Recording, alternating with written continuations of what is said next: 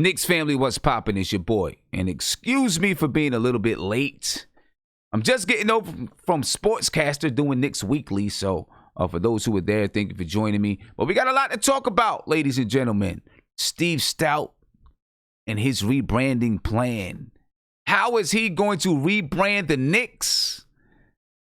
That's the question, ladies and gentlemen. And he was on SportsCenter today. I'm not SportsCenter. He was on First Take today to talk about his plan to rebrand the New York Knicks. So we got a lot to talk about. We're going to go ahead and get this thing popping, ladies and gentlemen. Let's go.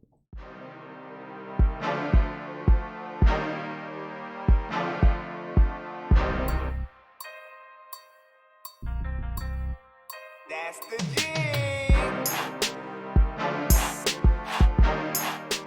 All right, ladies and gentlemen. I know there's a lot of us out here that are up in arms over some of the things that Stev Stoute said. Obviously, the New York Knicks are up in arms over some of the things that Stev Stoute said. And I'm going to be honest with you. I find it pretty bad when your marketing and management guy needs somebody to come back and fix what he or she, so your marketing and management person, said. This is a statement from the New York Knicks earlier today after Stev Stoute was on First Take, and he said some of the things that he said. So let's understand. This is what the New York Knicks put out, ladies and gentlemen. Check it out. Consulting. You are Stev Stoute. The bottom line is this. You're in Dolan's ear, and sorry about that. It says, this is a statement from the New York Knicks. While Stev Stoute is a valid contributor to the Knicks' marketing and rebranding efforts, or marketing and branding efforts, he does not speak on behalf of the New York Knicks personnel and basketball operations. Any decisions regarding the operations of the team will be made by the new president of the New York Knicks. And from Stev Stoute, in my excitement to defend the Knicks on live TV today, I inadvertently insinuated about Knicks personnel. I look forward to working with Knicks management to elevate the great Knicks brand moving forward. Okay. Let's get into this, ladies and gentlemen, because when you hire a guy to do marketing and rebranding for you, for your organization, you should trust that that person is able to get on live television. As a matter of fact, that's usually part of your contract. That you can get on live TV, you can address the media, you can address the press. And get it right. Say it right. And what I'm afraid of is that Stev Stoute is stepping a little bit out of his bounds. Because the things that he did and the things that he said today, some of them, to me, some of them are signs of somebody being a rookie to this game. Being a rookie to the world of professional basketball. So, let's start to break down a few things. And I'm going to ask you guys who are in the video chat to listen to some of the things that I'm going to put up, right? Because I want you to be able to hear what is being said. Okay. Before I even do that, though, I want to find out from you your initial reaction to Stev Stoute. And then we're going to start to listen to some of the clips and some of the things that he was saying. All right. Again, this is a statement from the New York Knicks on Stev Stoute. While Stev Stoute is a valued contributor to the Knicks' marketing and rebranding efforts, he does not speak on behalf of the New York Knicks personnel and basketball operations. Any decisions regarding the operations of the team will be made by the new president of the New York Knicks. And from Stev Stoute, in my excitement to defend the Knicks on live TV today, I inadvertently insinuated about Knicks personnel. I look forward to working with Knicks management to elevate the great Knicks brand moving forward. Right? So, let's get to it, ladies and gentlemen. I got some guys here in the video chat, right? And start off. Guillermo, I'm going to start off with you, and then we'll get around to everybody. All right? Guillermo? Yo, what's up, Sam? What's up, man? What you thinking? What's going on? This is clown life, man. Salute to the chat. Salute to everybody, man. This is clown life, man. I'm sick and tired of this crap. We bring in Stev Stoute, like I said in the other chat, man. Stev Stoute is from the rap community, right? Only time I like hearing his voice is from Street Dreams Remix when Nas shouts him out in the beginning. Other than that, I could care less with Stev Stoute. 50 Cent checked him actually at a Knicks game, by the way. Serendipity or whatever you want to call it. I don't know what you call it, but the irony, I guess. Stev Stoute, man, when they give certain guys titles, especially in the rap world, you gotta realize all these guys in the rap world, they get on because of connections, not necessarily because they're good, not necessarily because they're effective. Because I remember guys is it Dave Lighty or the one Chris Lighty, excuse me, at Violator. This is a guy that everybody gave high praise to, but he never got that high in the game. But you see some of these guys. So when I look at Stev Stoute and he says, "Oh, he's a marketer," blah blah, a lot of that is just fronting. And I think that James Dolan fell for that. And because James Dolan is very insecure, but he's a guy who doesn't want to be humble to his mistakes, right? Or he's very slow to it. He doesn't want to admit, hey, I need to properly run a team. If that means I have to clean out things, I need to properly get the right GM, the right president, marry myself to people in the industry who are going to properly build out a team, even if it's not to my liking in terms of how long it's going to take. But no, he's worried about image. So you bring in this guy, Steve Lighty, who I sent another chat. You go to the Lion's Den in terms of the ESPN. They do not like the Knicks.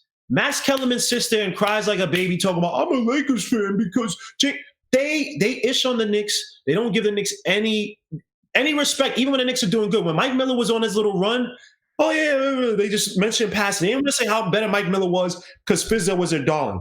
And all these guys in ESPN never used to talk about Steve Mills until it got hot. And it was, hey, let's put the blame on Steve Mills versus Fizdale, who we all like. Because Fizdale's a likable guy. He's just not a coach. But they're not going to say it because anything that can come at the Knicks organization. So you go to that lines and you're not prepared to just basically give a blanket statement saying, hey, we're trying to bring in new things, modernize it. People talk about the Mecca, but we want to modernize the Mecca, and hopefully we'll bring winning basketball to the Mecca. Hey, we got R.J. Barrett, Mitch Robinson. We got some young parts and young pieces. We got some draft picks coming in. We look forward to upcoming draft. You give Mike Miller the props and say, hey, Mike Miller's come and done a really good job, even as an interim coach, a guy who's, he came into a situation that was unfavorable, and he's doing an admirable job. The players like him, blah, blah. You give props, even if you're going to fire the guy. Be professional for once. You've already shown yourself they already showed themselves to be unprofessional when they had that little meeting. They say, oh, yeah, we're really not happy with things.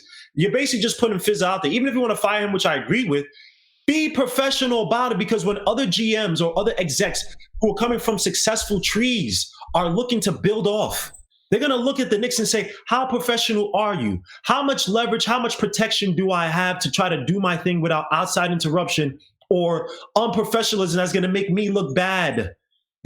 James Dolan has to stop thinking of the Knicks as a family thing, a fun thing. Hey, I just want to win and blah, blah, blah, blah, blah.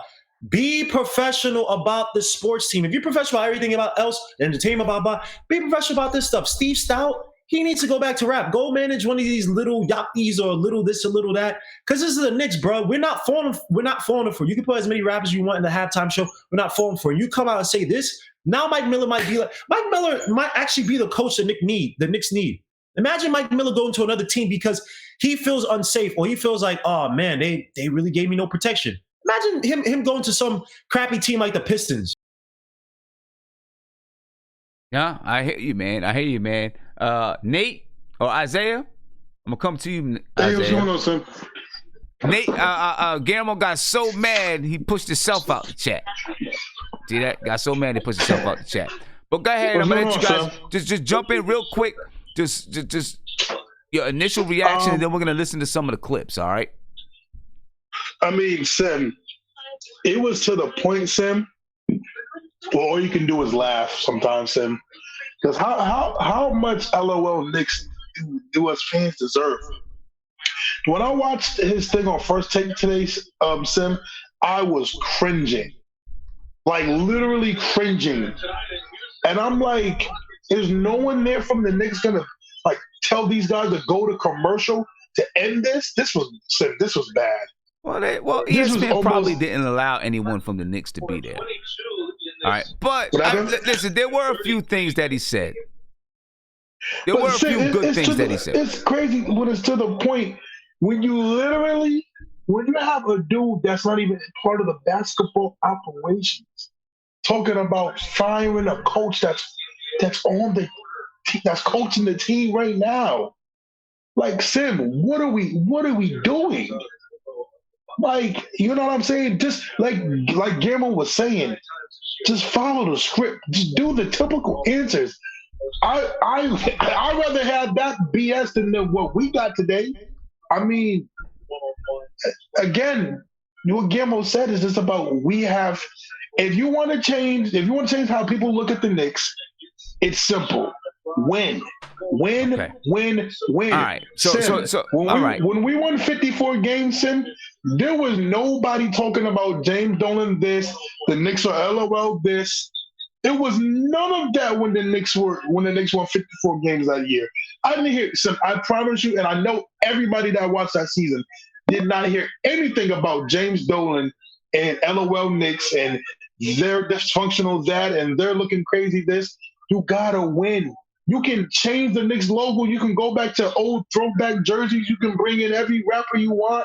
It doesn't matter. We want to win. Right. We need to win. That's so this what I'm gonna do. All right, because everyone's getting super duper excited. All right, we're gonna start off. We're gonna listen to the first clip. The first thing that he was asked is about challenges. All right. What is the biggest challenge with the Knicks right now? The biggest challenge that he's going to face. All right, so we're going to listen to that. All right, let's take a listen. Biggest challenges, ladies and gentlemen. What is the biggest challenge of your rebrand for the Knicks? I think the biggest thing is getting free agents and players to know that this is the place that they should show up at. This is where they should be. I think that narrative has been lost. So players haven't come. Free agent hasn't come, and if we can sort of solve that problem, which I know we will, we have a great chance. We're the most iconic league. We're the most iconic team in the league by far. All right. So he starts right off talking about free agents. Okay. Off of the first question, what is your biggest challenge? He starts talking about free agents. And that the Knicks need to find a way to fix whatever the issue is so that they can attract free agents to the Knicks, right? Because the Knicks are an iconic franchise, and if they're an iconic franchise, they should have, they should be able to attract these free agents, that free agents, this and that, and this and that, and this and that. Okay, I agree that the Knicks need to be able to attract free agents, but you don't do that just right off the jump. You know what I mean? That's not the way that you're going to be able to do it. Okay. Then I'm gonna get to the next thing, right? So that's the biggest challenge that he sees is being able to attract free agents. I disagree with him there right off the bat, and I'm gonna get to you guys, but I want to first get to the question about short-term and long-term goals, because he never answers this question. Right? She asks him, well, what are you going to do in the short term and what are you going to do in the long term? He never answers the question. Check it out. What are the actual things that you're going to do, short term and long term? We got to get athletes to believe that they can come here and actually be their best selves. I mean, that hasn't transpired over recent times, and I understand some of the reasons why. We got to solve that issue. I just think there's a culture of winning and excitement that New York City has. New York City is the hub of sports and entertainment. Mm-hmm. That's how I feel. And it started moving around. My job is to bring it back. Toronto Raptors, they brought in Drake, right? They brought in Drake to bring that thing. The New York Knicks brought in me. All right. Okay, so let's get to it right there. Let's stop it here. We're gonna stop it there.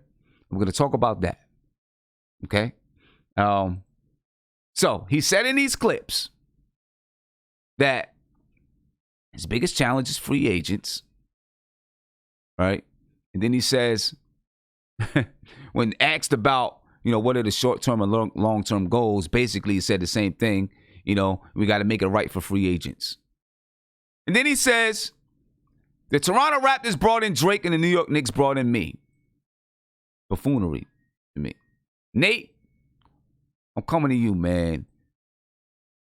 Did he really compare himself to Drake? I guess so. I guess that's what he did, man. So tell me. Help us all. Tell me, man. Sim, listening to more of this interview, and like I said, I didn't listen to the whole interview. I just heard bits and pieces. I felt like he made this more about himself. He didn't make this about the Knicks. He just saw a platform that he could talk about what he can do for the organization as himself and who he is as a person as himself. It really felt like it was more of like a self-advertising more so than it was talking about how this team could be rebranded in the right way. He never should have been on the show in the first place. I think the Knicks should have just said, no, you're not going to be on the show. We don't have everything in place, Like, I just felt like they just let him do it, or maybe he did it without them telling them. I don't know. Again, all this dysfunction, man. I mean, coming out saying, oh, this doesn't represent what he was saying. Well, then you hired him. Why not rein him in? Right. It's like we're just washing our hands clean and saying, oh, it's not our issue. It's not our problem. This does not represent him. But no, it does, because he is part of the Knicks organization now. Right. And he's going to be a big part of what they're trying to do. So you just basically undermined him by saying that. And it's a mess, man. It's just like Isaiah saying, it's becoming laughable. It's like every time somebody says something and then somebody comes back and says something else. I mean, it's ridiculous, man. Like, there's no control in this organization. Yeah. There's no one reining anybody in or anything like that. It's just as bad as on the court. No accountability. There's no accountability with these staff members. Right. Everything's getting leaked out left and right. It's just getting annoying, man. It really is. And see, I agree with someone who's in the chat. Someone in the chat talked about the problem wasn't him being on the show. The problem was him being prepared. And if they knew he was going on the show, prepare him, right? Prepare him. I mean, he should have sat down. But why does he need to be on the show? Why does he need to be talking about the Knicks? Nobody even knows who the hell the coach is going to be. But the thing is this. People want to know what's happening, where are we going? We were asking the question the other day, right? The question the other day is, we don't know what's happening. Where are we going? What are we doing? So he's supposed to be the marketing guy and this and that, whatever, right? If you're going to allow him, and if he's going to go on a show, he should be prepared. It was so obvious that he was not prepared to answer questions.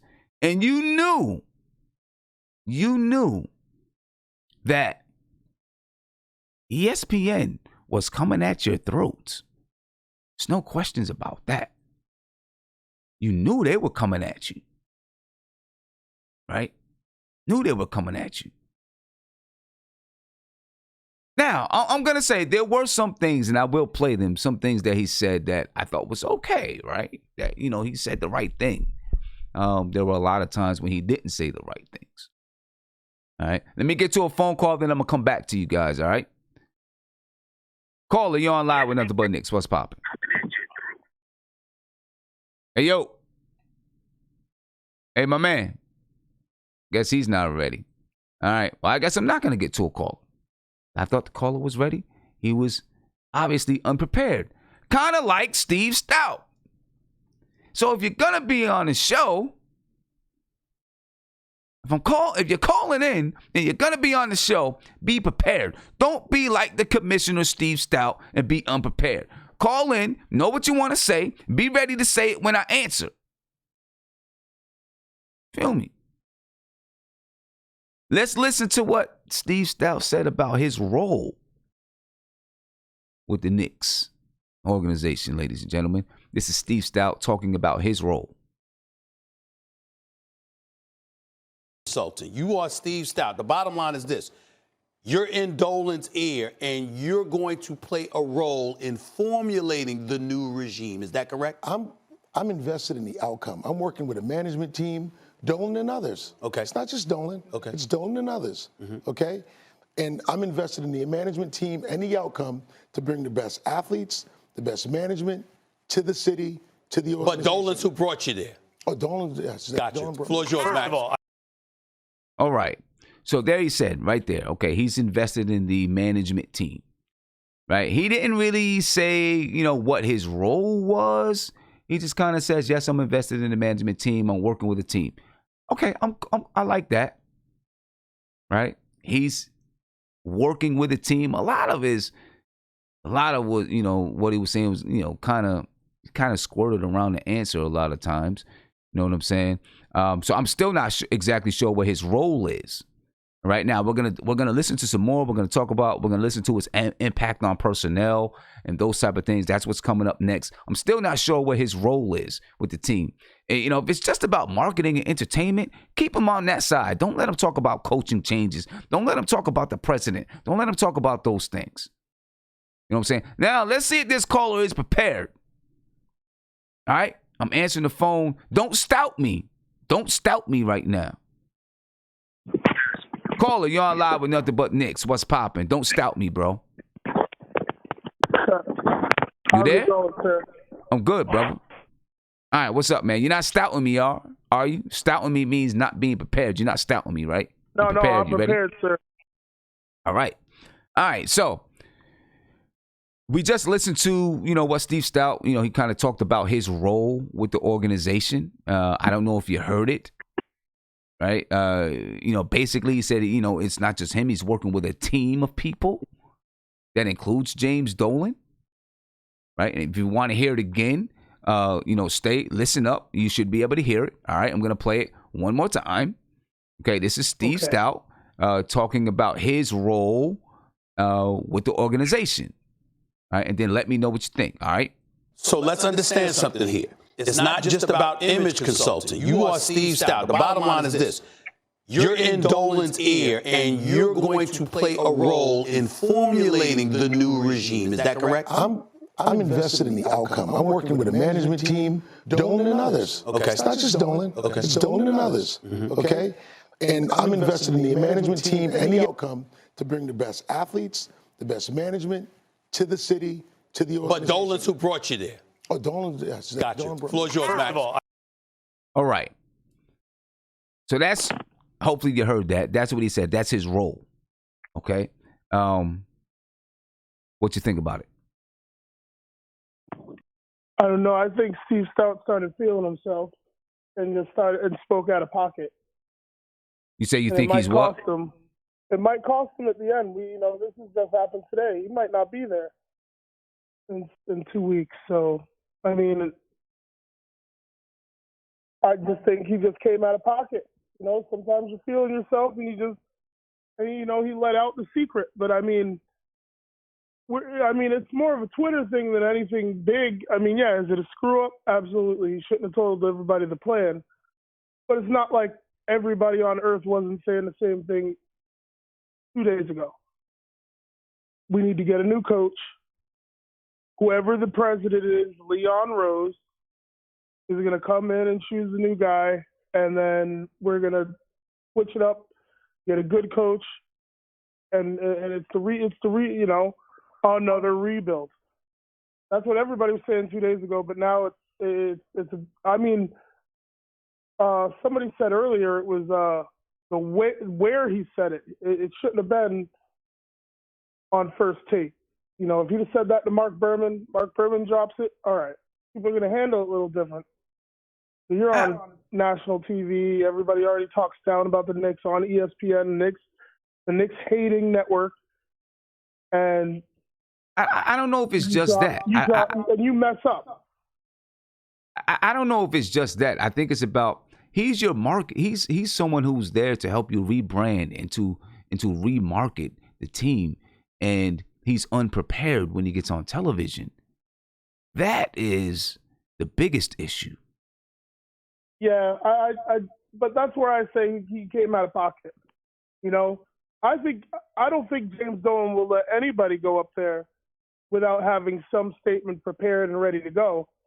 But I think Steve, you know, he might be like, you know, a guy who's good behind closed doors. You know, Stev Stoute. I don't know him personally. But well, I mean, he might be a good guy behind doors, and he got up on TV. And he started speaking out of, he went out of, he's, we're going to get a new coach for this. He has no idea. I mean, he's the guy who's supposed to be bringing in the rappers and keeping, everybody, in the arena. That's his job. Well, that's Leon Rose's job, is to say that who's going to be on the team next year. I mean, we don't know. That's true. That's why the Knicks can't. That's why the Knicks came out with that statement. Hey, well, so since we're talking about personnel, let's listen and hear what he says about having, what his impact on personnel will be. All right. Hey, I appreciate your call. Thank you for calling in. All right, take a listen. No, all right. Sorry about that. I didn't mean to cut him off that way, but I did. I didn't mean to cut him off, but I did cut him off. All right. Guillermo, I'm going to be coming to you in just a second. Isaiah, I'm going to be coming to you in just a second. All right. I want you to listen to this next take. This is about him and his impact on personnel decisions.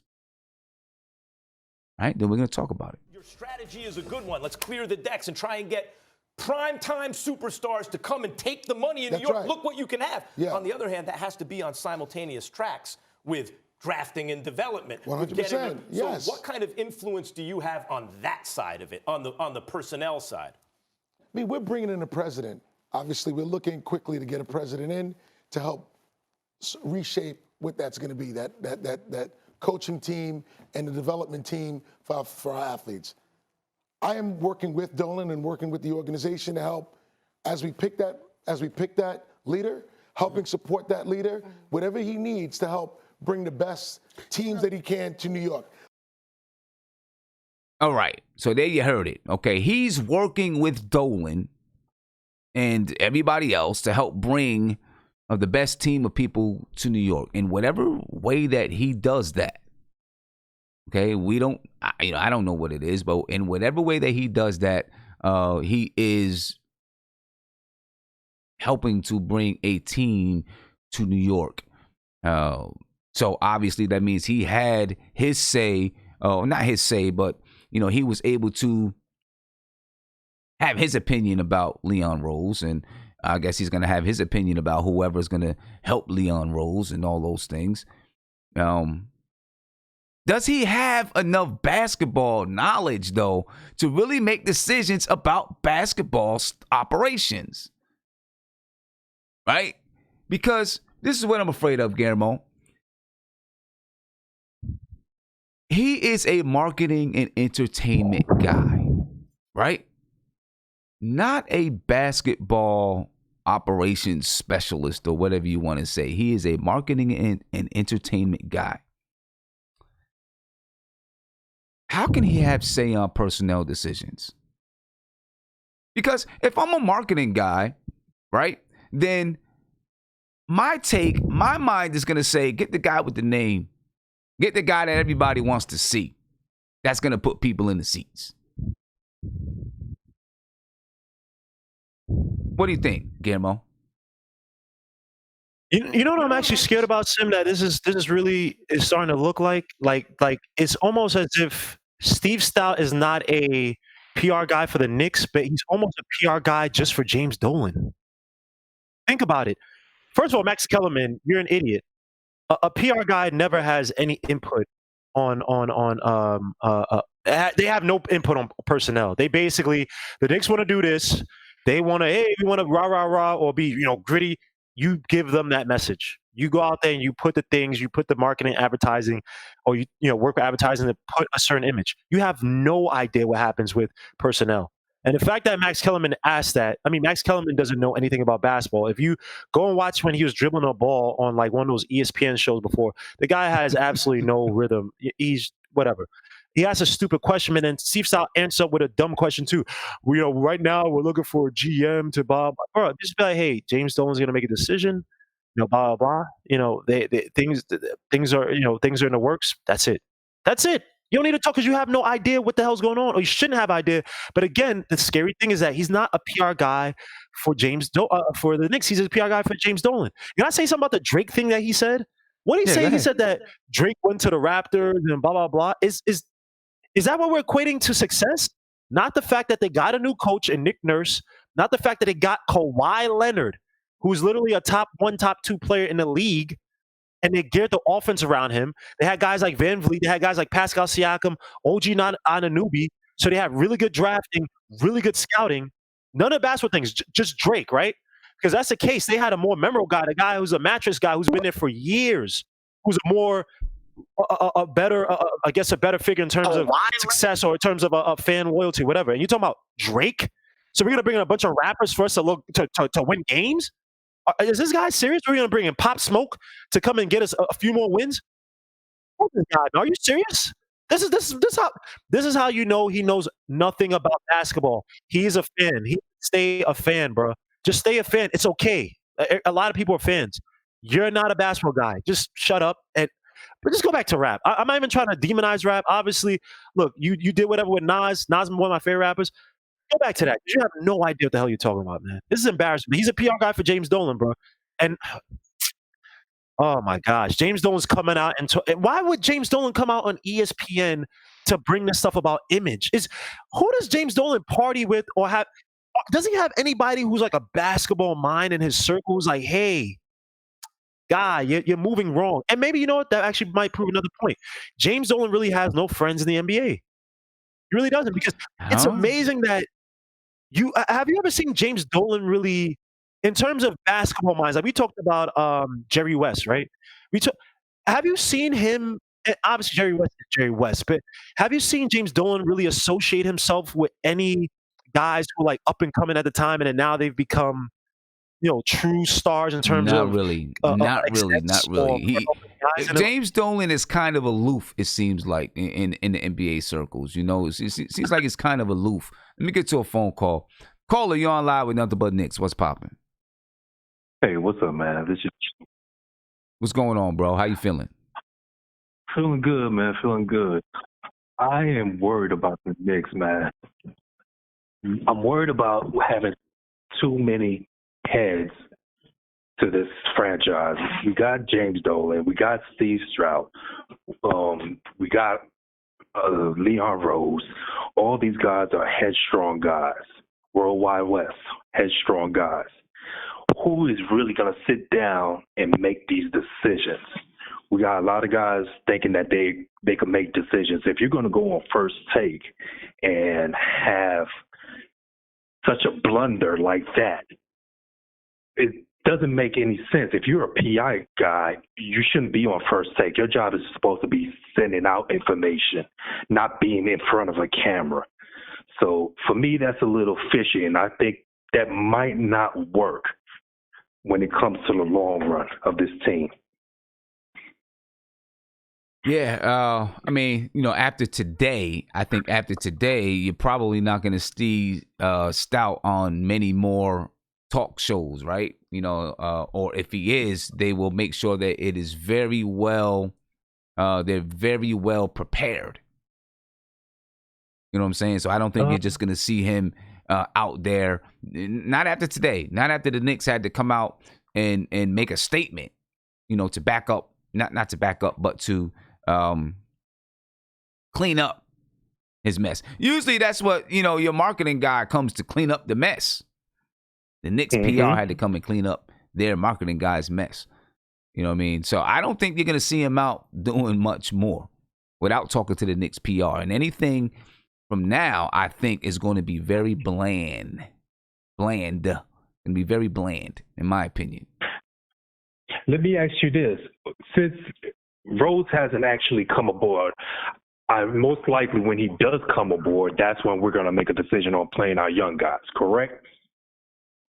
Now, once he does that, where does the coaches stand? Where does the coach stand? Is his job pretty much done? Is he really going to be part of this organization? Because the young guys definitely need to play more playing time. But as a coach, you just want to win games. Well, I think Stev Stoute kind of let it out the bag already, right? So I want you to listen to this. This is what Stev Stoute said about the new president hiring a new coach. All right, so take a listen, and you should be able to hear it, and then I'm going to come back to you, all right? This is Stev Stoute today on First Take talking about a new coach. To Roz's question, how drafting and development, not just identifying the kid, but putting him with the coaching that makes him the best he can be, that's the kind of functioning that superstars want to see. Like, is this a healthy play? How do you plan on addressing that stuff? Well, look, I mean, you guys announced Steve Mills, the former president, that needed a change in leadership. First off, I'm all about like diversity and getting more African Americans senior roles. I think it needs not only in sports but also in corporate America. I had nothing to do with Steve Mills' departure. I just want to clean that up because I don't want to be. I want to be accountable for getting people more jobs, specifically women and African American, not necessarily getting rid of folks. Understood. All right, number one. But there had to be a change, right? So there is a change. That change will bring a new coach and new coaches that are going to help develop these younger players, right? And they got some young superstars. You see R.J. Barrett, Mitch Robinson. They got something to work with. And getting a coach in there, ultimately getting a coach and a coaching staff that's going to help develop the team. That's what I expect to happen so that we can actually get to what you expect from a New York team. But those things take time, and I can only talk about it from today. So there you go. I think he kind of answered the question, right? Yeah, he answered it. Bye-bye, coach. Basically. And this is where I really feel, okay, all the other stuff, it is what it is, right? All the other stuff, you can kind of say, okay, he's just kind of speaking off the cuff. This right here was really direct. And I feel like it really puts Mike Miller in a bad situation. With the players that he has on the team now, because clearly, Stev Stoute, has James Dolan's ear. He's sitting with Scott Perry. Leon Rose is coming in. He probably knows some of the mindset of Leon Rose and all of that stuff. You know what I'm saying? So now the players are like, this guy's not even going to be here. Julius Randle will be here. R.J. Barrett will be here. Mitchell Robinson will be here. Right? Frank Ntilikina, Dennis Smith Jr., these guys will be here next year. At least to begin the season, you would think, unless there's some trades, but a lot of these guys are going to be here. Right? So, whatever Mike Miller is doing, he can't even say, we need to prepare like this in the event that I am here next year, because it's kind of a foregone conclusion. The only way I see that happening is if they keep him on as an assistant coach. Only way that could happen, since everybody really likes Mike Miller and he's doing a good job, he could get the same role as Herb Williams got. He could. Somebody on the sideline teaching them X's and O's, just in case whoever they bring in doesn't have a good X and O guy. That's true. That's true. I mean, I would like to keep Mike Miller around here. I think, we'll have to see what happens, when we get to the end of the season and what the Knicks look like and stuff like that. But there may be some other teams that are looking at Mike Miller and say, hey, this guy can really coach. We can, we'll give him a shot. The Knicks don't want to give him a shot. We'll give him a shot. Right. So he may not be around if the Knicks don't give him a shot. He may be gone. He may go and coach someplace else. And after this, he may just be like, you know what? You're just going to straight up put me on the chopping block. My players, my assistant coaches, everybody knows. I mean, they probably kind of had an idea anyway, but somewhere in there, they were maybe thinking, well, at least Mike Miller, let's see. Let's see what happens. We'll do the best that we can do. right? Yeah. And then I'll interview for And the interview job. for another Maybe I job. have a chance. The way that he says it basically says, you really don't have a chance. We're going to bring in, well, he kind of explains the type of person that he wants to bring in. You know what I mean? So I don't know, man. I don't know. A black guy. I don't even think it has to be, black dude, but I think, he didn't say, I'm going to play the clip in a second that kind of says, the kind of coach that he thinks should coach the Knicks. I'm going to get these guys in the video chat. I'm going to get them to kind of comment on what he said. I got one last question for you, then I'm going to let you roll. All right. Now, with the mindset that he has, and going back to the strong-minded people that they're hiring, because they say they bring the best of the best. The best has strong mindsets. What kind of coach can they bring that could diffuse all those mindsets? And that's my last question. I'm out, man. Yeah. Well, I'm glad you asked that question. Just hang on. I'm gonna get to these guys, and then I'm gonna play a clip that I think answers your question. All right. All right. All right, man. Appreciate it. So here we go. I don't know. Mike Miller, man. I think. Look at how much has happened this year with the Knicks, man. We were supposed to be, the talk at the beginning of the season is that, with this regime, we've been done with the drama. We haven't been in the news for all this craziness. And, people have their opinions about the way that we dealt with free agency. But all the other stuff, we thought we were done. And we started losing. Then Steve Mills and Scott Perry hijacked the post-game press conference. And Steve Mills gets fired.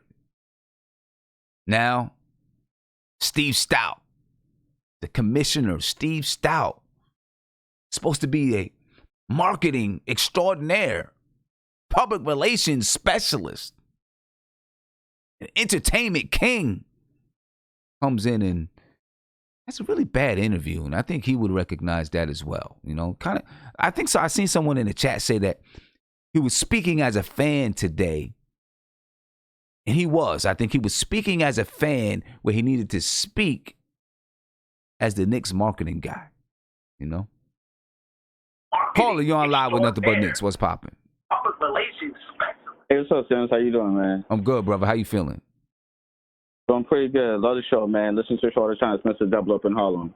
Thank you. I appreciate that, brother. Thank you. All right. First, I want to say I'm with Guillermo 100% about how this just interview looked terrible, man. Like, first he embarrassed the coach. Talking about like he gonna get a new roster. Like Coach Mike Miller been doing a good job. So I kind of want to see him come back next year, because unless you plan on making the playoffs next year, there's no reason why you could bring him back next year. Like, see what's going to happen. Like, we don't expect to be a playoff team right away. There's no good free agents out there this year, so let's just be patient and see like where this go from him. But I just think that he just got caught up in the moment and the excitement, and I want to see Scott Perry, him do an interview. Like, they did an interview and embarrassed Coach Dave Fizdale and called him out saying that we're underperforming and stuff like that. Y'all need to y'all need to do another interview and say we support Mike Wilson for the rest of the season while we evaluate coaches and see how he's going to do. We may bring him back next year, or we may get somebody else. But you need to do another interview. If you're embarrassed Coach Dave Fizdale, y'all can do the same thing and correct this situation, because every time you go on ESPN, like, they Knicks back. So that was a terrible idea to go on ESPN. Right. So I just think that if you're going to embarrass the coach like that, with Fizdale when he was trying to get the team right, like, do the same thing for Mike Miller. Yeah, right. And just hold on for 1 second. I just have a message to, if anybody from the New York Knicks organization is listening, Stev Stoute, if you're watching, James Dolan, if you're watching, next time just have him come on Nothing But Knicks. We'll treat him right. That's all. You reach out to me. You can email me. Have him come on Nothing But Knicks. We'll treat him right. You should have known ESPN wasn't going to treat him right.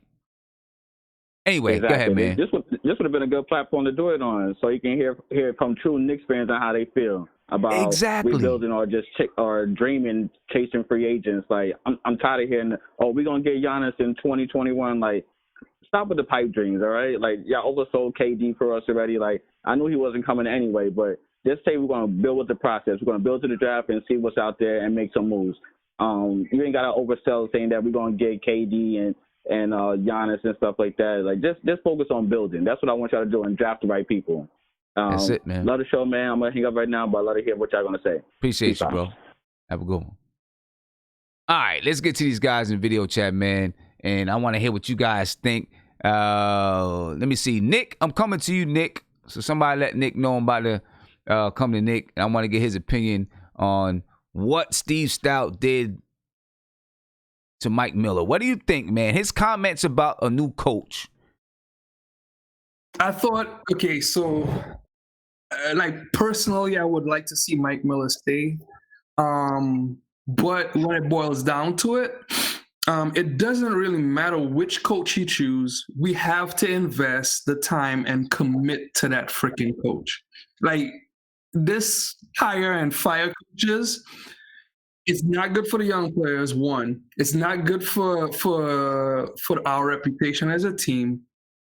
And it's unfortunate because Mike Miller is actually getting guys. Like, when you could get Randall to play defense, and his defense has improved over the past few weeks.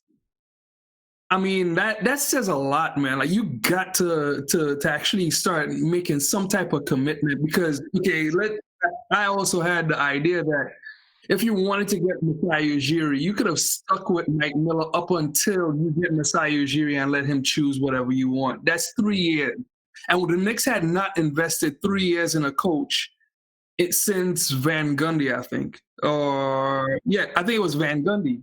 Because we have no coach that's last. Larry Brown only lasted 1 year, 2 years. D'Antoni didn't last. He lasted 2.5. It was less. So, like, we got to invest in our coach and invest in our team. Like, James Dolan has money, but we don't have to spend money wildly. It doesn't. You could be conservative. Like, Mike Miller's not going to cost you much. But at the same time, it doesn't matter. He's a developmental coach. Just give him the tools and let him freaking work. Period. I mean, how bad does it? Hopefully the players will be professional enough, right? They should be. Right. We hope so. Yeah. But it still undermines him while he's coaching right now. Exactly. You don't even give him because now if he yells or says you have to do something, I don't have to listen to you because you're not gonna be here, you know? Exactly. Or what about let's put children into play. Like an adult says to a child, you should not do something that is definitely wrong, and the child says, you're not my daddy. It's the same thing as you're not my coach or not going to be my coach in X amount of months. Like that's not fair, and it's not right from a moral. And this guy has been coaching very well, which is the unfortunate part about it. Right. And, hopefully somebody from the Knicks organization, because what I'm hoping is that Stev Stoute just kind of spoke out of, we're going to bring in a coach that and not really, and maybe somewhere in their mind it's like, Mike Miller's going to be, we're going to interview Mike Miller. We're going to see if he's that guy. Maybe, I'm hoping that maybe he was just speaking, saying, we got to bring in a coach, but it just undermines Mike Miller, and it shows the amateurism part of him as a, getting into the world of professional sports. You know what I'm saying? And having to speak on behalf of a team. But is it amateurism in the sense that, how about this? Let's say he has an idea of where the team is going, but then someone else from PR who saw what he said says, actually, I don't think we're going there. Or even Leon Rose. Like, let's say Leon Rose is like, well, Mike Miller's actually doing well. We may actually keep this guy, so you got to retract your statement. And they made that PR statement, It just shows really to me that they're more on different pages. Well, that's true. That's true too. What we always hoped with Steve Mills and Scott Perry. Like, we always hoped that they were on the same page from president, GM to coach. But yet still we had some really bad communication, really bad ideas on what they wanted to put together, Right. That's And, I mean, unfortunate. and what I mean by saying, amateurism is, I think even if you had it in your mind, I think, with more experience, you would know, well, I'm not going to say this publicly because this is what it could do to our coach. Now, what I'm saying, I'm not even going to mention it. If coaching comes up, I'll just say, well, Mike Miller's the interim head coach right now. We'll see what happens after the season. Something like that, right? Something generic that way. I don't know, man. I don't know. Good old Stev Stoute. Light, I'm coming to you, man. What's your take on the situation, man, with this whole thing with what Stev Stoute said about Mike Miller and everything else? I'm upset. I'm upset. You bring this guy in who's supposed to be, this marketing guy who's supposed to be this marketing guru, this genius you bring in to help rebrand and help us look better. And the first thing he does is go on national television and defecate all over our team. How are you so out of touch with the current state of the team on the court to go out and say something like, the coaches, we're going to bring in new coaches. Why would you say that? You clearly are not paying attention, because if you were paying attention, you would know that Mike Miller has been performing the best of any coach we've had in recent history. He outperformed David Fizdale in his first 10 games like it was nothing. So for you to say something about coaching in general or anything regarding basketball in any respect was asinine. The only thing he should have been talking about was new colorways, new jerseys, who's going to be at the halftime shows, what he's going to do for the community. That's what he needed to be talking about. Right. So for him to say anything about basketball operations was a level of idiocracy that just was insane to me. Right. I'm upset. Did he not do this for Brooklyn? Wasn't he doing the same job for Brooklyn? Basically. So how come I never saw him on any show anywhere? I didn't know he did that until we went and hired him. Right. So now he's up here as a talking head, and Stephen A. Smith's up there. Oh, so I'm talking to the man, right? You're the man, right? And he's like, well, kind of sort of sweating on national television. Right. What is that? Why are you here? If you're not showing me the new Knicks jersey and telling me you're going to bring Nas in to do the halftime show and to give us a new theme song, so we're not doing we are the New York Knicks anymore, then I don't want to hear you. Why? I don't understand why he's there. No one cares about his opinion on who the coach is going to be. I don't need you scouting players. I don't need you talking about the roster. It's all moot. And for him to be up there talking is just another nail in the coffin for the team. Right. Exactly. I mean, if he did get asked, and if they asked him the question about personnel, right? All he had to do is say, from what I understand, James Dolan is about to hire a president, and we're confident that president is going to make the right choices, blah, blah, blah, blah, and move on from there. Talk about the marketing and entertainment stuff. Exactly. All he had to do was defer to the basketball operations side of it. Be like, look, I wasn't brought in to make basketball operations decisions. If my opinion is requested, I will give that. But until that point, my whole endeavor here is to help rebrand the Knicks, is to help bring us into this new era. We're an established franchise, so we're not going to change too much. But we're just trying to revamp the image, freshen things up, and make it good for the 2020 and forward. That's what I'm here to do. That's all he needed to say. All that other jazz about anything else, he should have just kept quiet. I would never do any dirt with him because this dude would have me locked up. Why are you running your mouth? I feel you, man. It's crazy. It's crazy. And he talked about what he wants in a coach, or what he thinks the Knicks need in a coach. All right. It kills me. It kills me too, bro, that he was even talking about it. You know what I'm saying? But this is what he had to say about what the Knicks need in a coach. right? And here we go. Used Mark Jackson as an example, but I'm not asking you to go there. I just want you to hear what my thoughts are about I love Mark. Somebody like that. I'm glad you do.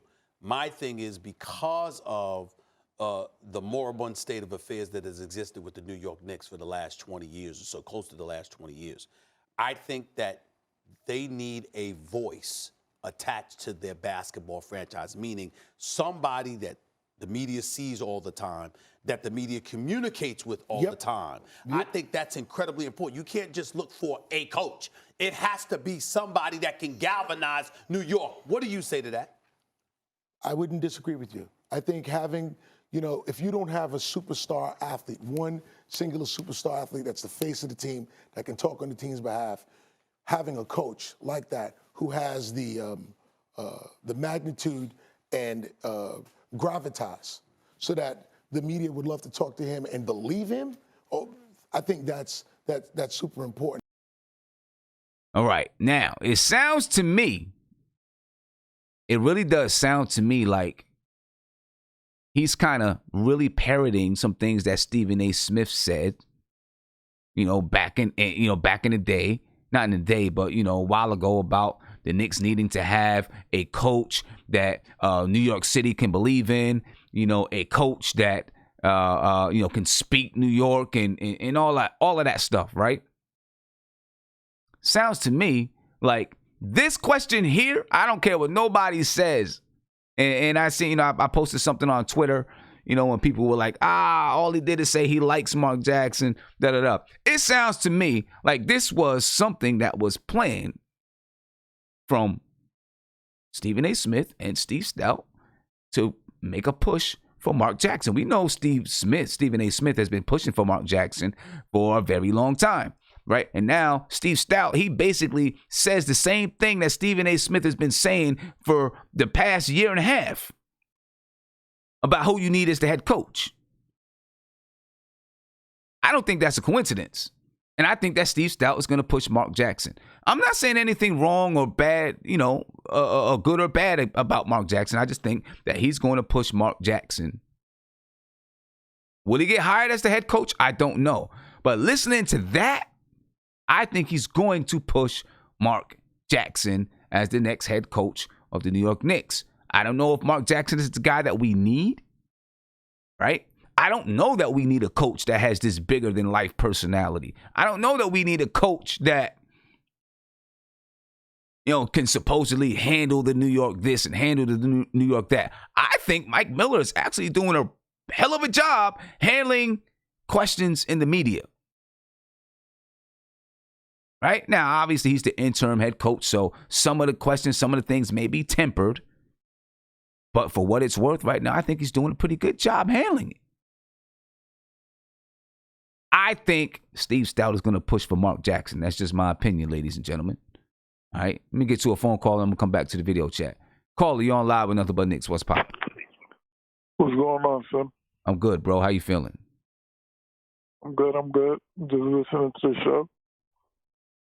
Yeah, man. What do you think, man? Do you think Stev Stoute was going to push for Mark Jackson? Because he made, what he's gonna do.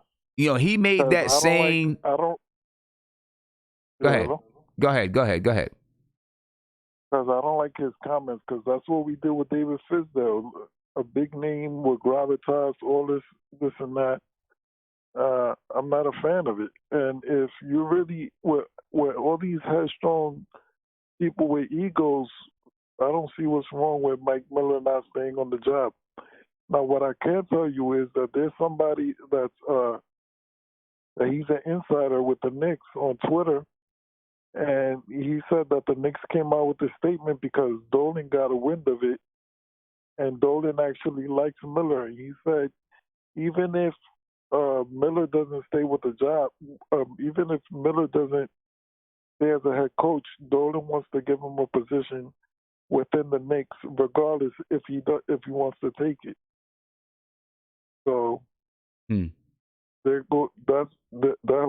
what's gonna happen with Miller. Yeah, I think. And another thing about Stev Stoute, I think Stev Stoute is the new Steve Mills in this situation. Mm-mm. You don't think so?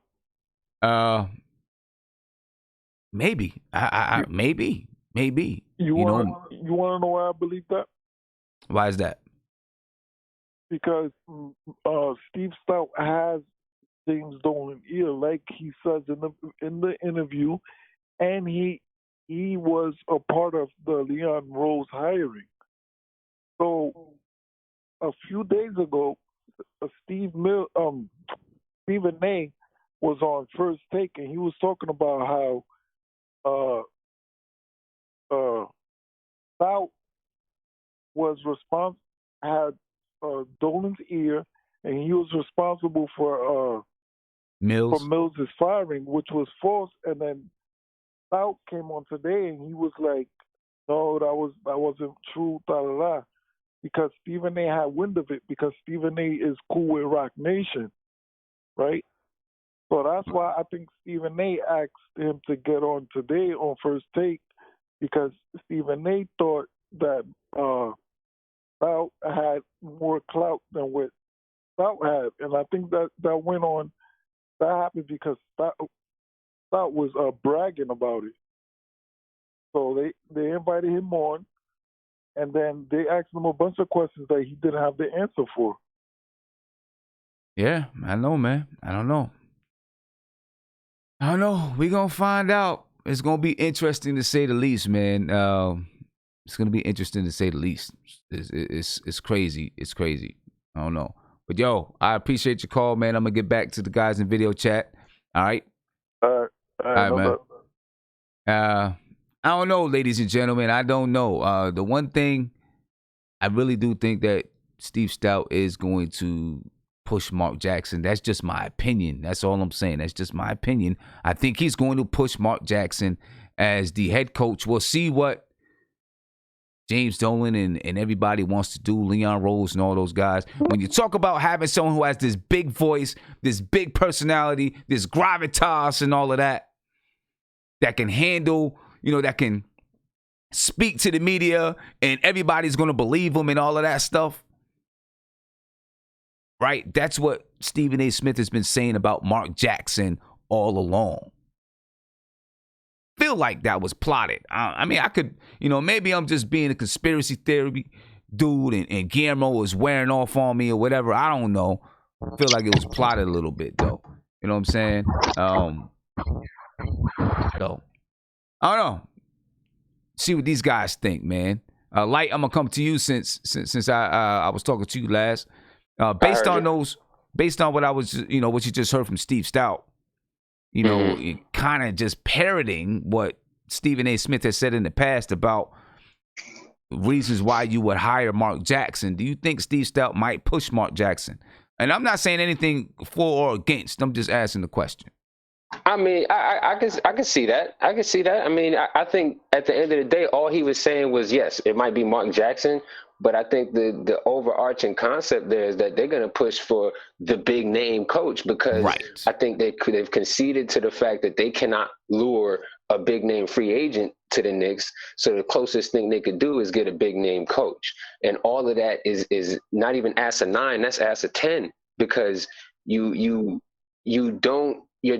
losing sight of the fact that I think if you took a poll amongst Knicks fans right now, we want Miller to remain the coach, because he has been the first guy to come in there and actually steady the ship. These guys are competing every night, regardless of the opponent. Say what you will, but any opponent that's come across them, we've been blown out a couple times, but we've been fighting in these games. And that's, you can attribute that to the coach.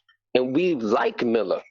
We don't want you to bring in nobody else, because at the end of the day, the big names don't mean nothing. We don't care about a big name. We want consistent effort, energy, and quality on the basketball court. That is what Knicks fans need. The Knicks as a whole is going to make money regardless. They're worth $4 billion, so they're already making money. That's not the problem. The problem is not selling jerseys, selling tickets, doing that kind of stuff. We don't need that. We need you to turn us to a winner. Matter of fact, we don't need him, Stev Stoute, to do anything but shut up and make new jerseys and bring in big names in the halftime shows and help organize community events. That's all we need you to do. That's it. Otherwise, stop talking. That's it. That's how I feel.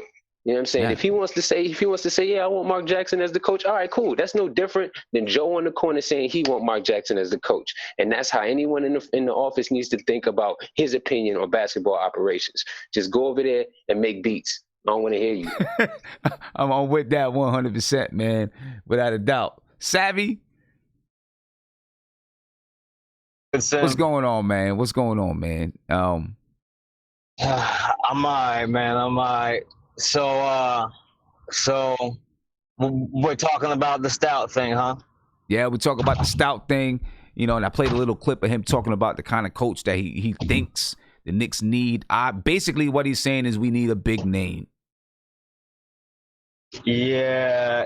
I was actually watching that this morning. I saw that because I actually had a bit of time on my hands this morning, and I completely disagree with what he said.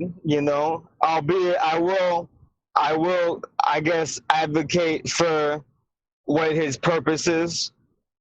You feel me? I want to look at it from a standpoint of he's just getting in, so maybe he'll be very shrewd coming from this point forward. But I disagree about a guy that needs to have all this charisma and everything like that. You could have a complete Bill Belichick type who does not mince words and really does not want to talk. Okay, and yo. Sorry, hold on. I have to mute Isaiah. He's being a weirdo. Yeah. You don't need someone who's going to mince words and that needs to be charismatic and talk to the media. You need someone who's going to be effective. Mike Miller has proven to be effective. Okay, and to undermine him was a foolish thing to do, but the purpose of Stev Stoute is to, from my perspective, is to make us look better culturally to free agents and players that are prospects to us. Okay? We need people to... Yeah, and you broke up, but what you said leads me right to this next clip. It leads me right to this next clip with Stev Stoute, where he kind of, talks about, he's going to talk about things outside of basketball, as to why, the Knicks would be able to attract players. Okay. And it's been like that for years, right? That people thought, players want to come to the Knicks because of all of this, everything that, you can do business wise and all of that kind of stuff, right? So, Savvy, you led me right into it. Let's listen to this right here is where Stev Stoute ought to be. This is what he should be doing. Like Light said, jerseys, halftime shows, community events and all that kind of stuff. And this, let the basketball people worry about basketball. Do what you know. This is where he should be. I want to make sure that we understand. I mean, you talk about brand consulting, and we know what that means. Yeah. But in today's NBA, because of their fixation, these athletes' fixation on music, on their own individual branding, how they can sit up there and manufacture those things into a career beyond the playing court. I'm wondering, do you believe that that's going to be successful in recruiting guys to come and play for the New York Knicks? Absolutely. You know how many players went to Golden State because of the tech industry around that team? Real. You know that, right? That had, cool. I want to go there. Bob Myers is a great guy, Steph Curry, whatever. But, I can go there and I can get game, off the court game. These athletes in the locker room, I'm sure there was a period of time they were talking about what club they're going to go to, this, that, and the third. These guys are talking about their portfolios. They're talking about how much money they're making off the court. That's what makes it crazy, Steve. In New York City, what do you think I'm doing here? So what do you think I'm doing here? What do you think I'm doing here? You think I'm relaxing? I'm going to go in. These are the type of opportunities the players want to talk about. They want to get into technology investments. They want to expand beyond just being, an athlete like, Maverick, my man Maverick, and LeBron James and the company Uninterrupted, more than an athlete. They all want that. So if I'm going to be a part of the Knicks organization, I'm bringing my entire network to the table. That's my job. So essentially, I'm being presumptuous here, but I'm going to say it. James Dolan has given you the license to highlight and illuminate for athletes what he can potentially bring to the table because he is a billionaire. And see, that right there, okay, I don't mind Stev Stoute being in on that portion of working with athletes, right? Because that's some place that he can specialize in and helping him to grow a network. That's something that he can specialize in. You know what I mean? Now, I'm not saying that, you're gonna bring, you want players to come just for that. What I'm saying is when you do attract a player and you say, well, we got Stev Stoute that can help you diversify your portfolio on in business aspects. Okay, I can get that.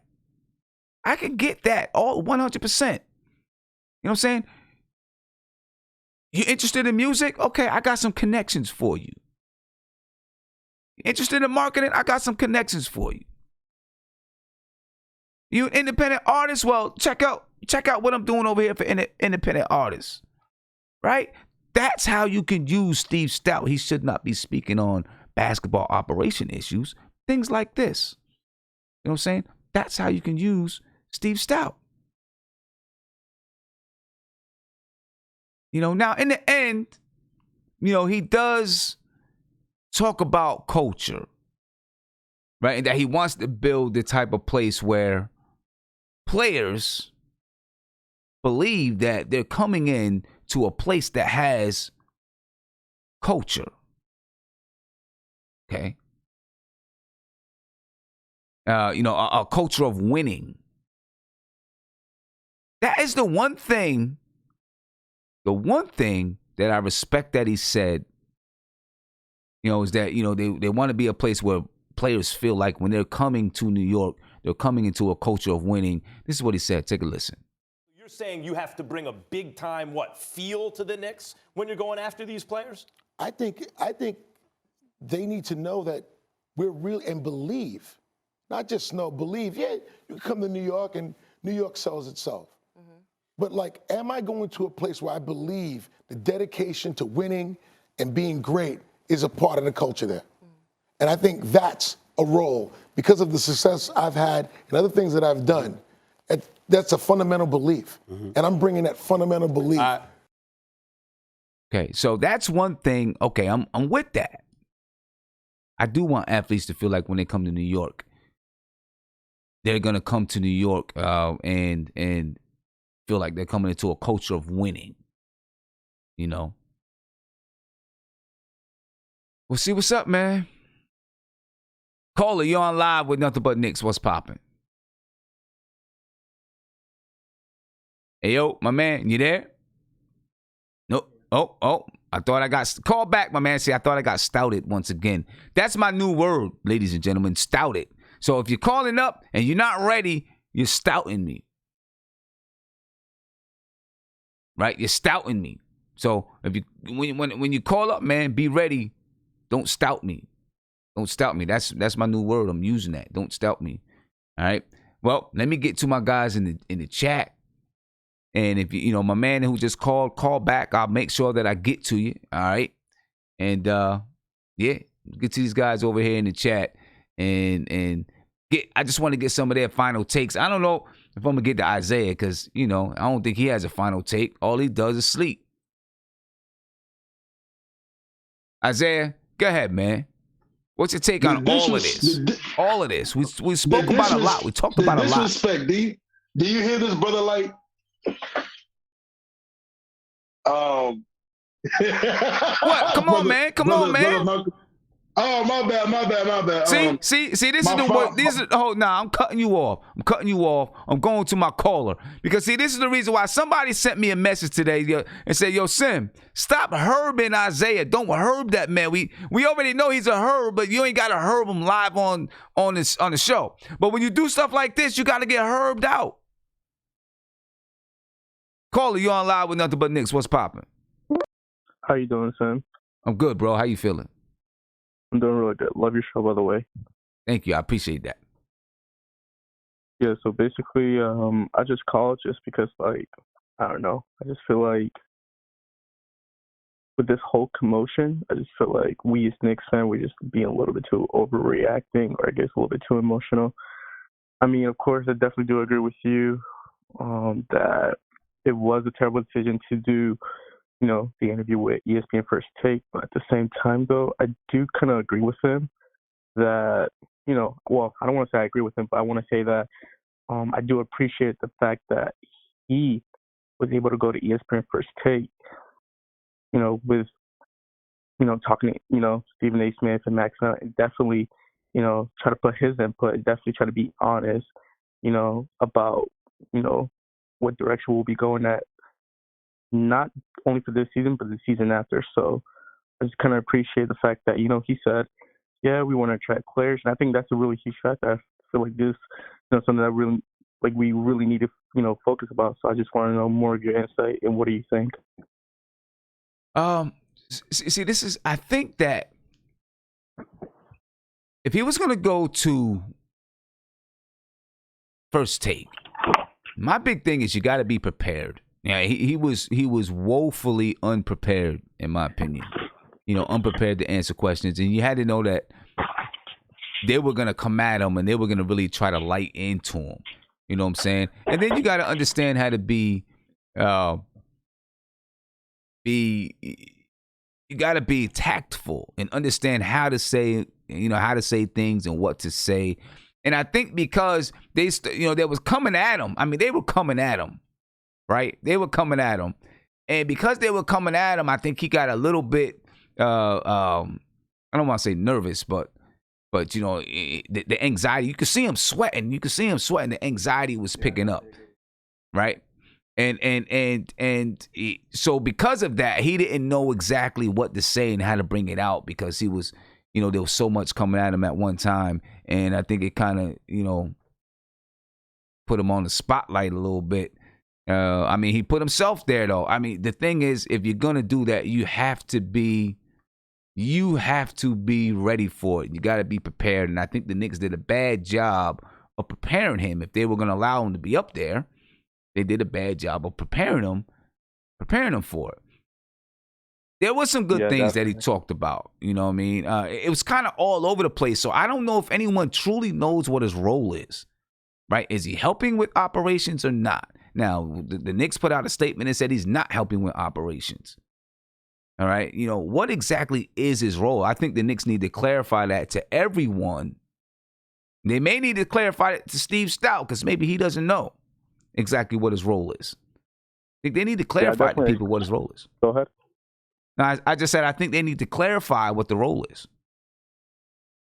Yeah, no, I definitely agree with you. I think that they need to clarify his role. But at the same time, though, I do believe that with someone of his caliber, I do believe that he does have a saying, I mean, the man is successful. So, and I don't want to say he knows nothing about basketball because I don't know the man personally, but I do, want to say that, he is a huge Knicks fan. So, I think his opinion matters just like you, I, and everyone else who supports the New York Knicks.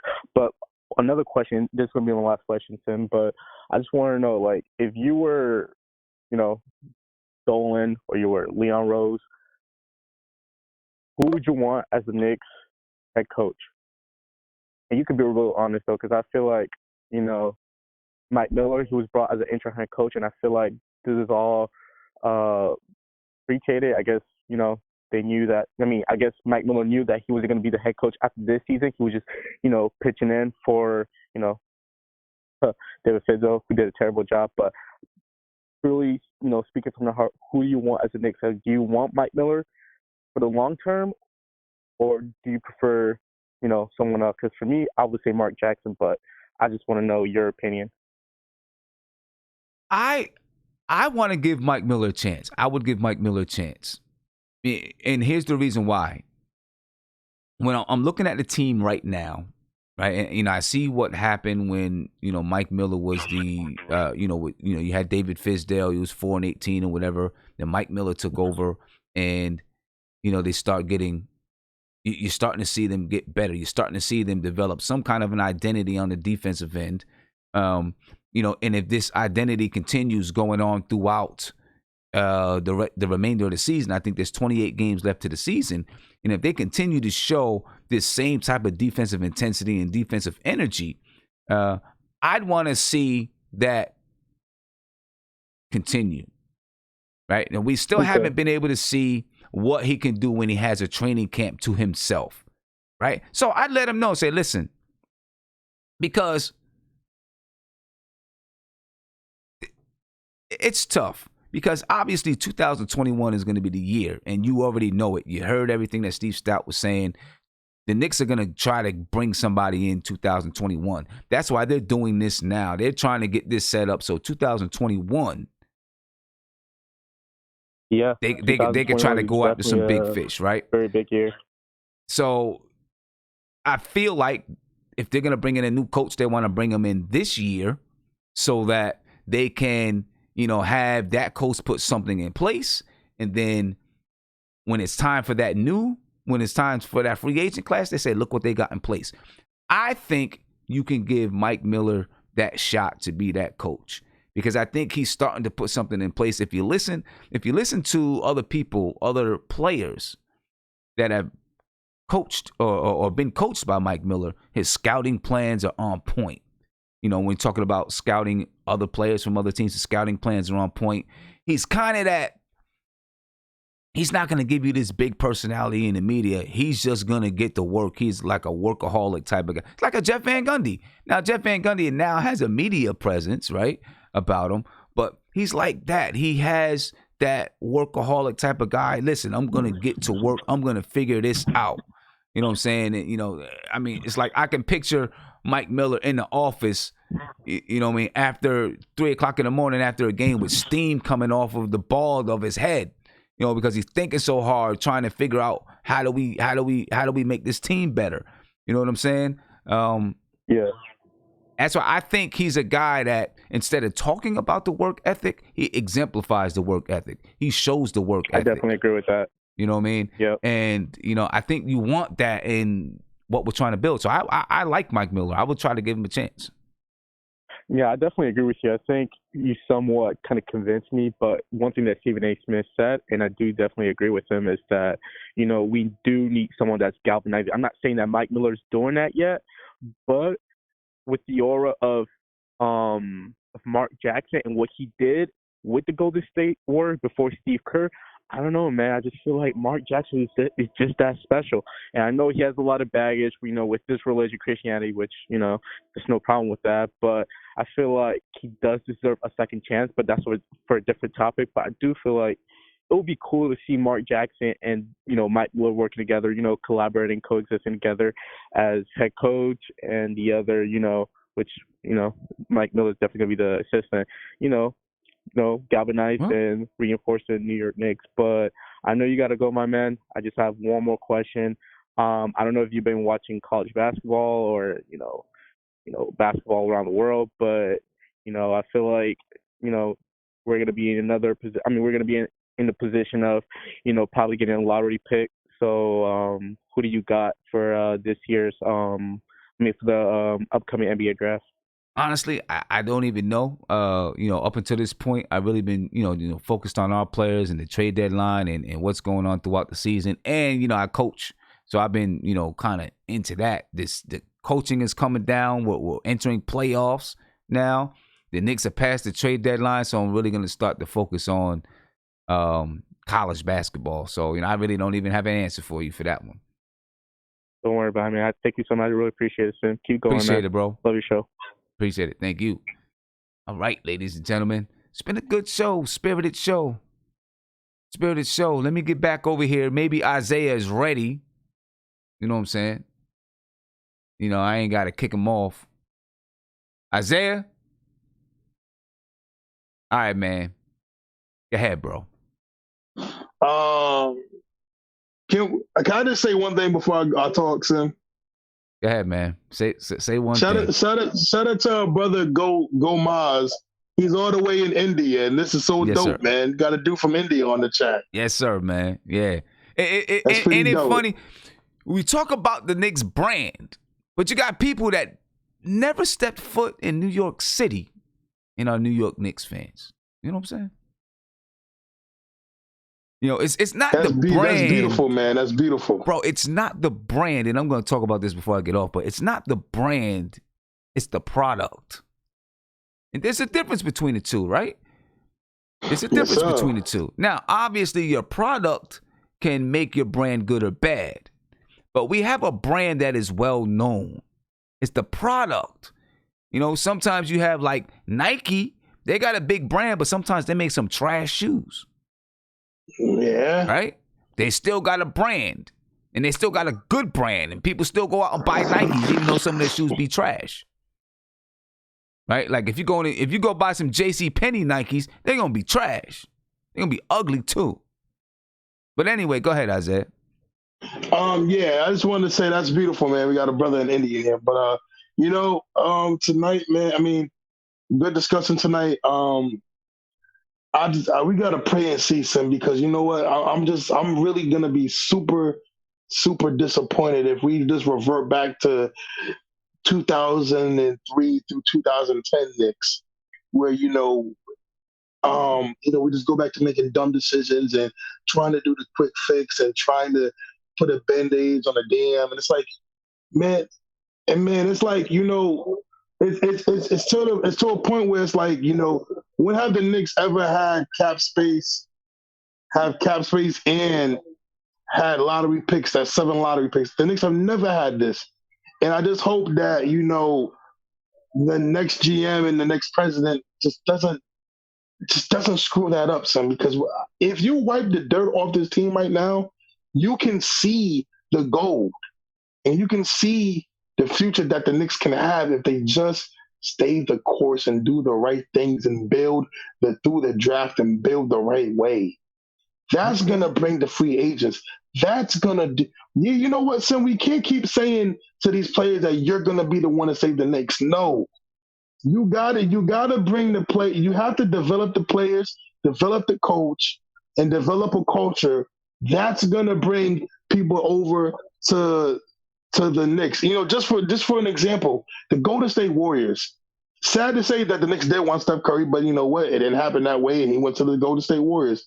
Look what his unselfishness, being a superstar type of player, and look what that did for that organization.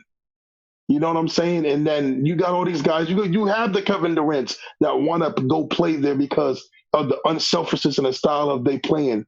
The Knicks can do that, man, but we got to just build the right way and through the draft. We can't ask a player to come. We haven't earned the right to ask a player to come here to add on to what we're trying to do. We got to earn that right, and we got to do it the right way. We have 7 picks. We have cap space. Let's do this the right way for once. Don't have a GM come in here and just do the ridiculous stuff and do the Fleet Van Vliet trades and get all these tier B players and try to come save the Knicks to be mediocre. Just grind it out. We're going to lose. We're going to suck. But if you show the Knicks that there's a path and that there's a plan and that we have a destination, everybody's going to be fine. We just have to block the noise from the outside and just do what we got to do, man. I would really hate to see this team have all this cap space and all these picks go down the drain to do quick fixes. We got to do it the right way, man. We have to. I can't. I don't think I can do this again. They've been bad 26 years. I don't want to do this again. Can I ask you a question? You write about everything you say. You write about a lot of stuff. I just want to ask you a question. Did you watch the Ballad of Buster Scruggs? I feel like I did. I don't know. I probably did one time. I think you did because, Isaiah went and got poetic on us. He said, if you wipe the dirt, there's gold on it. I think he watched the Ballad of Buster Scruggs because if you watch the Ballad of Buster Scruggs on Netflix, there's one of the episodes where the dude, he's like out there in the desert, and he's looking for gold. And he's digging all these holes. And then finally he finds the hole that has the gold in it and he wipes the dirt off the gold. Right? I think that's where Isaiah got it from. He's trying to be poetic. You know what I'm saying? NBK chat, Isaiah's sitting here pillow talking you guys. Hey, well, listen, Sam, with the pillow talk. listen. The pillow talk. He got I'ma his say eyes this, closed. though. He's sitting in the back with his eyes closed, talking like that's how you talk to your girl when you falling asleep. You just laid back on the couch and you got your eyes closed, Sim, talking can I to say your girl. this though, Sim? Can I say this Something one more pillow thing? talk, man. Huh? I just want to say shout out to Brother Light, shout out to Nick G, shout out to Savvy, and shout out to Nate, and shout out to the Indian brother, my man Gomez. That's really dope, man. We got a brother in Poland, and we got a brother in India, man. This is dope, man. What's up? MBK's going national, man. I love it. That's what's up. That's definitely. Shout out to Andy, man. Shout out to Andy too. That's my Poland brother. Yeah, and you know what I like, Isaiah? When people call into the chat, like people like, I'm going to bed, y'all. National, bye. Right, but listen, people in the chat and they're like, Isaiah, wake up, wake up, wake up, wake up. But when you listen to these other shows, it's like on the radio and stuff like that. What you see in this video chat is what really is happening when these people are calling into these shows. They're laying back, sleeping, they're eating food, they're driving on their way to work, driving on their way home from work. That's really what's happening. You know what I mean? But anyway, I'm going to go to my man Gomes, man, because it's been a while. Gomes, what's going on, man? How you feel about all of this? Man, see, I'm an analyst, okay? I'm a business analyst, so from my perspective, I just feel that this is kind of a new school stink marketing, what do you call the beef kind of publicity which they're doing. So, okay, he's trying something, it's okay, but at least I feel that he should just not be the next Steve Mills, that's all. He should just not be his what? He should just not be Steve Mills 2.0. Oh, right. And he bloody has the name Steve as well. Yeah, exactly. He's got the same name, right? Hopefully he's not, right? Steve Mills, or hopefully he's not the second Steve Mills, or hopefully he's not the next Isaiah Thomas, because Isaiah Thomas has been James Dolan's, little bird on his shoulder, chirping in his ear for years. You know what I'm saying? For a long time. I just wanted to make one point. I've been waiting for this for 4-5 days. Mm-hmm. Yeah. So for me, it's not about the coaches at all. For me, it's about the organization structure as well as bringing in the players. Because you bring in Coach Popovich, he will get maybe 5 wins more than Mike Miller. That's not acceptable. We are the New York Knicks. We need to have 35 wins by now. We need to be in the top 4. That is who we should aspire to be. After 50 games, you should be a lock for the playoffs, and you should be looking forward to the playoff. You should not be a team which sells on the trade deadline. You should become a team which buys in the trade deadline. All those things are only controllable if you have the damn players. Even if you have the best coach or best whatever you want, best brand management, whatever, it doesn't matter. That is why I wanted to say, just give 2 late first round picks to Toronto, give them cash compensation, get the right guy in here. Because getting the right guy can change the fortune of a franchise for 20 years, 25 years. That is what we have seen in sports history. We are not following history. We are going for quick fixes, or we are going for people who are new, who don't have the experience. Bring in people for the proper post which they deserve. Put Leon Rose as a consultant for scouting, not as the fucking president.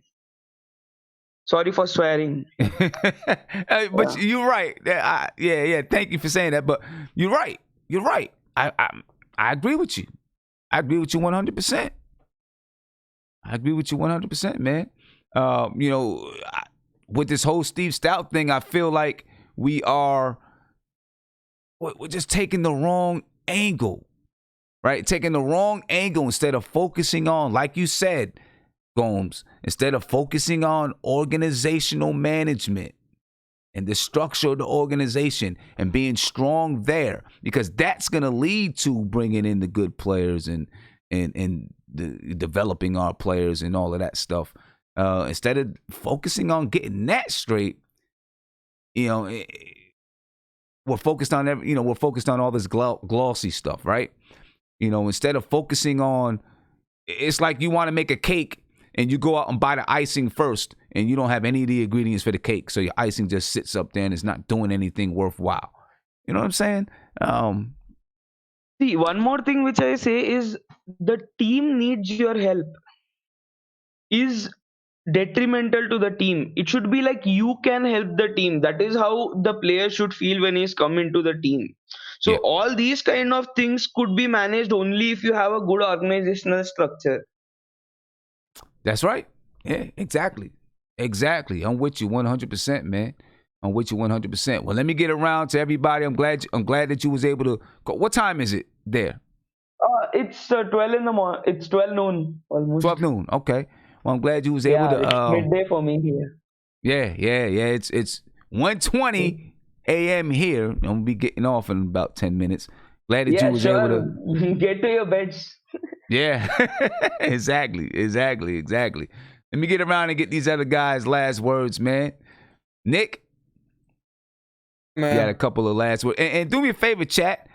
Everyone that's still in the chat, just drop where you from, man. I had Tamika, who's usually in the chat. She's in Atlanta. She's an ambassador there. She went to the game and she was able to get a bunch of people from ATL that already knew about NBK, but they know to contact her, and we're going to be trying to organize some get-togethers in ATL, and I'm trying to do the same thing in all states. You know what I'm saying? All states where there's a lot of Knicks fans. So drop where you're from. I can go back and look at it and see who's from where. You know what I mean? And where we need to be doing, where we need to be having get-togethers and stuff like that, because we need to do that. But go ahead, Nick. Yeah, man. I'm with Gomes on this one, man. I like the Leon Rose thing. Like I said last time I was on, he could give us a scouting advantage when it comes to drafting. If you are going after star people, I would actually suggest getting star skills coaches. Because we got to get our player development right. I think hiring someone like Chris Brinkley or, Drew Henley and stuff like that, those guys, they work with stars right now. You bring in people that they're accustomed to working with and helping them improve their game in the off season. That could actually be attractive. But that's just one idea out of many. I mean, everyone has their own ideas. I just want everyone to be on the same page, hire the coach that we're going to have. And, whether or not we keep Mike Miller, I really feel like we should keep him. But if we don't keep him, whatever the coach is that we do get, he has to be here more than 3 years. We got to break that cycle of this 2-year, 1-year coaching crap. And we got to have consistency, clarity, and just togetherness. And again, too, sometimes, and Sim, you're married, I am too. Mm-hmm. When you're married, man, like to, so on and so on. When you're married, man, like you don't always agree on everything, man. And that's something that, as long as you disagree, same thing with Scott Perry, Steve Mills, even though they disagree, like they still have to come back to the same goal and have that at mind and let that be the driving force. I feel like going towards these quick fixes or chasing stars is not exactly, just because we're in New York doesn't mean we have to have a star-studded team every single year. I just do believe we got to get back to being a competitive team first, and then look at stars and adding. When it came to Toronto, they added Masai Ujiri first. Drake became an ambassador at the midway point, or when he became famous. Masai was pulling strings before that. Masai kept Dwayne Casey until the present coach, I can't remember his name right now, but until he was ready. He built a team of nothing but two-way players. And right now they have the most two-way players on their team, bar none. And they have no per se star until Siakam just came up. Like, he just came up. He's only been in the league like 3 years or 4 years now. And he just came up. So you're looking at a team that is equal to like what the Bulls did when Jordan left. Kawhi leaves, they could still make the playoff. They're still getting 55 wins. Same kind of concept. But the coaching is solid. Everything is solid and just built on simple, repeatable concepts. And that's what it's about, man. No, that's it, man. You hit the nail on the head right there. Let me get around to the rest of these guys, and then I'm gonna be out. Light, you just want to give us a couple last words, and then I'm coming to Savvy. Yeah. First of all, thanks for having us. This is always a great outlet because Lord knows I was hot when I got on here. I wanted to cuss and fuss, so it's nice to have some place to talk about it with people who actually care about it. Yeah, but definitely. Outside of that, I think the most nuanced move that we made was actually picking up David Blatt. I think his understanding of what's going on overseas and his ability to potentially scout some hidden gems for us is going to really prove invaluable with some of these late round picks that we have on the board. As far as this Stev Stoute mess, I think the quicker we can try to push it out of people's memories. I think we need somebody to bonk somebody on the head with the ball real quick so they can forget about that and talk about, what I mean? We need that to be in the background real quick. And outside of that, man, this is what it is, man. It's Knicks. It's a Knicks world. This is Knicks basketball. If you're a Knicks fan, you're used to it. Hopefully we can get some change soon. Yeah, for real, man. That's the truth. Hold your head. Appreciate you, man. That's the truth. Sure. If you're a Knicks fan, you're used to it. Savvy? I see you back in the building. Finally made it home. Home safely, thankfully. Yeah, definitely. What I mean? And I seen someone in the chat just said Michael Doliak is better than Randall. That's come on, man. Michael Doliak, really? That's foul. But anyway, go ahead, man. I just wanted to say that I like the trends that we're establishing as a team. I remember just a year and a half ago, we had much different concerns, and now some of the possibilities that we're talking about, it just shows that, for better or worse, over the course of the past couple of years, 2 years at least, we've been trending in the right direction, and hopefully it continues. I would like to keep Miller. I think he's doing well. I think he's establishing good defensive principles. We still need to score. Let's see what he can do with some time in the seats, with some certainty and peace of mind, before we go and we switch it up so soon.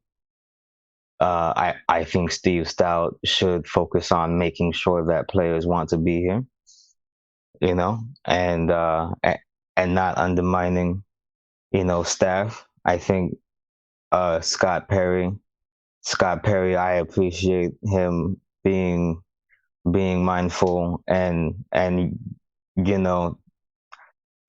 don't know if he was particularly responsible for this, but I appreciate the Knicks PR for coming out and saying, hey, listen, we know what was said, but don't take that as our plan. I'm kind of rambling, so I'm going to wrap it up. Yeah. I just want us to continue. And Knicks fans, listen, one game at a time, one announcement at a time. we're doing the right things. We're seeing the right things. We're just going to trim the fat. We're going to go. All right. That's it. Good night. Hey, Savvy, tomorrow I'm going to be doing a front stoop tomorrow. So I got a schedule. Now. So new music reviews on Wednesdays and then just general podcast on Fridays. So tomorrow, I'm gonna be checking out. I know it's late. It came out in December. But I didn't get a chance to do it then, so I'm gonna do it now. We're gonna check out the Griselda album. Okay, we're gonna check out that Griselda album, and then we're gonna check out Uncle Murder's Don't Come Outside Volume 2. All right, so we're gonna check those two things out tomorrow night. Also a nice one. Also a nice one. I'll tune in for sure. Yeah, so that should be I'll be there. That should be pretty dope, man. So and if anybody, I'm asking anybody, if you want to, if you got music and you want it to be reviewed tomorrow night, I'm putting this email in here, all right? And I want you to send me some music to it. Now, this is what I'm gonna say to you, right? I'm gonna say to this. If you send me your music to get reviewed, the reviews are going to be brutally honest. Okay? Gonna be brutally honest. So don't get upset if you don't like the review. And if you can't take being brutally honest, and don't send your review in. All right? BuildKnowledge07@gmail.com. Okay? Email me right there if you got some independent music that you want to have displayed on the front stoop, ladies and gentlemen. All right. And, email it to me. Make sure you have the name of the single, the name of the album, the name of the label, and artwork to go along with it. And, of course, the name of the artist. All right. BuildKnowledge07@gmail.com. Send it in. Okay. Send it in. And we're going to check it out tomorrow night. All right. So, again, the front stoop tomorrow night. Make sure you check me out, ladies and gentlemen. Go into YouTube right now. Just type in the front stoop, and you'll see it come up if you haven't seen it come up before. But I'll be on right after tomorrow night's game. The Knicks versus the Washington Wizards. I'll be on, and then right after we do the post game, I'll be jumping into the front stoop. All right. So I'm out of here, Savvy. I'll see you tomorrow night. All right. Get some rest, man. I know you're working. Good night, folks. No doubt. I know you're working hard and long, man. Get some rest. Will do. Right. Ladies and gentlemen, thank you for being here with me. It was a good show, fun show, man. We got to, just let it all out. And hopefully Stev Stoute, hey, you're a marketing guy. I know you pay attention to YouTube and all that stuff. Hopefully you heard what we were saying. And you're paying attention to the Knicks fans. Next time, come on here where you can actually hear from the Knicks fans, Anyway, ladies and gentlemen, I'm out of here. I will catch you tomorrow night after the game. You know what I mean? Make sure you leave anything that you want to say. Leave it in the comments of this video. Make sure you smash that like button before you go. We got 304 people still in here. We got 69 likes. Make sure you smash that like button before you get out of here. All right? Only takes a second. It's one of the best ways you can help me out. Help out the video. Help out MBKs just by hitting that like button. Hitting the like button, sharing it on YouTube. You can share it on Facebook. Somebody share it on Reddit too. There's a New York Knicks Reddit. Share it on Reddit. They don't like me to share it.